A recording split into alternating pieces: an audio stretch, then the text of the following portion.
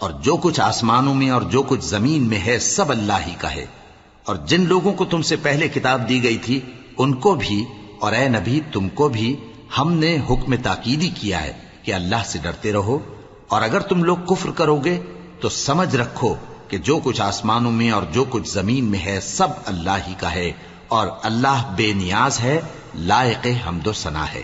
اور پھر سن رکھو کہ جو کچھ آسمانوں میں اور جو کچھ زمین میں ہے سب اللہ ہی کا ہے، اور اللہ ہی کارساز کافی ہے۔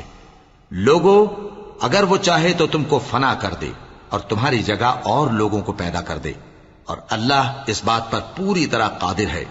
جو شخص دنیا ہی کے ثواب کا طالب ہو تو اسے معلوم ہو کہ اللہ کے پاس دنیا اور آخرت دونوں کا ثواب موجود ہے، اور اللہ سنتا ہے، دیکھتا ہے۔ اے ایمان والو، انصاف پر قائم رہو اور اللہ کے لیے سچی گواہی دو، خواہ یہ تمہارے اپنے خلاف یا تمہارے ماں باپ اور رشتہ داروں کے خلاف ہی ہو۔ اگر کوئی امیر ہے یا فقیر تو اللہ ان دونوں کا زیادہ خیر خواہ ہے، پس تم خواہش نفس کے پیچھے چل کر عدل کو نہ چھوڑ دینا۔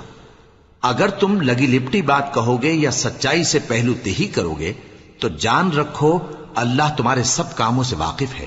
مومنو، اللہ پر اور اس کے رسول پر اور جو کتاب اس نے اپنے اس پیغمبر پر نازل کی ہے اور جو کتابیں اس سے پہلے نازل کی تھیں سب پر ایمان رکھو۔ اور جو شخص اللہ اور اس کے فرشتوں اور اس کی کتابوں اور اس کے پیغمبروں اور روز قیامت سے کفر کرے وہ رستے سے بھٹک کر دور جا پڑا۔ جو لوگ ایمان لائے پھر کافر ہو گئے، پھر ایمان لائے پھر کافر ہو گئے، پھر کفر میں بڑھتے گئے، ان کو اللہ نہ تو بخشے گا اور نہ انہیں سیدھا رستہ دکھائے گا۔ اے پیغمبر، منافقوں یعنی دو رخے لوگوں کو بشارت سنا دو کہ ان کے لیے دکھ دینے والا عذاب تیار ہے۔ وہ جو مومنوں کو چھوڑ کر کافروں کو دوست بناتے ہیں، کیا یہ ان کے ہاں عزت حاصل کرنی چاہتے ہیں؟ سو عزت تو سب اللہ ہی کی ہے۔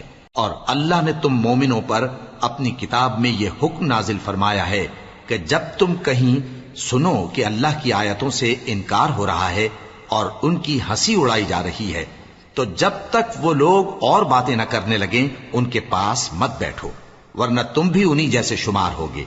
کچھ شک نہیں کہ اللہ منافقوں اور کافروں سب کو دوزخ میں اکٹھا کرنے والا ہے۔